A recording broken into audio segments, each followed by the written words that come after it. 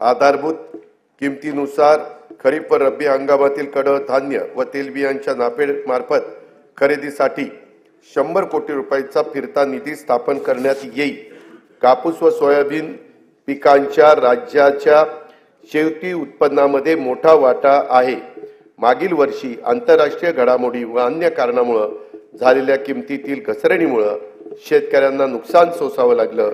शेतकऱ्यांना दिलासा देण्यासाठी खरीप पणन हंगाम 23-24 मध्ये कापूस व सोयाबीन उत्पादक शेतकऱ्यांना 2 हेक्टर प्रमाणे हेक्टरच्या मर्यादेत प्रति हेक्टरी 5,000 रुपयाचं अर्थसहाय्य देण्याची घोषणा मी करीत आहे। अध्यक्ष महोदय, ही घोषणा खरं तर निर्णय कॅबिनेटनी मागच घेतला होता, पण 3 दिवसात आचारसंहिता लागली, त्यामुळे नंतर आम्हाला त्याचे जे काही वितरण करायचं होतं ते करता आलेलं नव्हतं।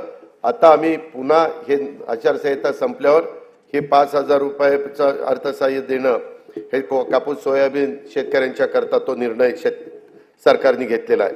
कांदा उत्पादक शेतकऱ्यांना अर्थसहाय्य करण्यासाठी सन 2023-24 या वित्तीय वर्षात 350 रुपये प्रति क्विंटल प्रमाणे 151 कोटी 66 लाख रुपये अनुदान देण्यात आलं आहे।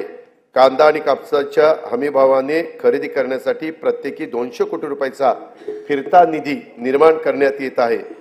खरीप पणन हंगाम 2023-24 मध्ये 6 लाख धान उत्पादक शेतकऱ्यांना प्रति हेक्टरी 20,000 रुपयाप्रमाणे 1,350 कोटी रुपये प्रोत्साहन रक्कम प्रदान करण्यात आली आहे।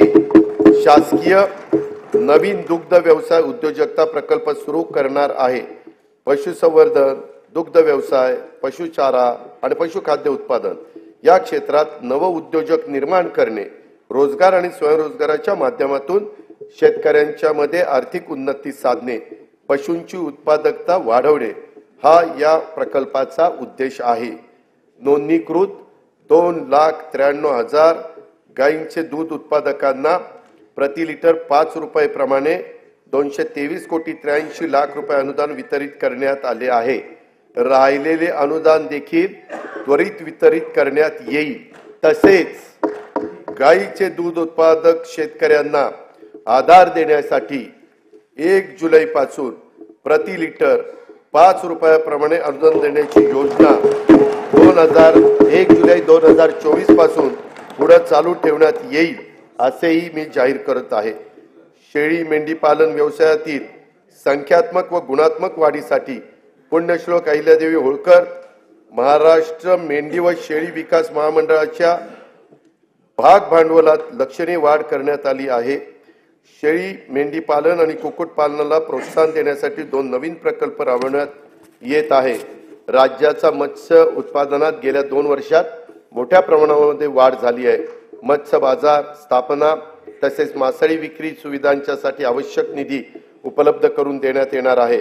अटल बांबू समृद्धी योजनेतून 10,000 हेक्टर खासगी क्षेत्रावर बांबूंची लागवड करण्यात येणार आहे।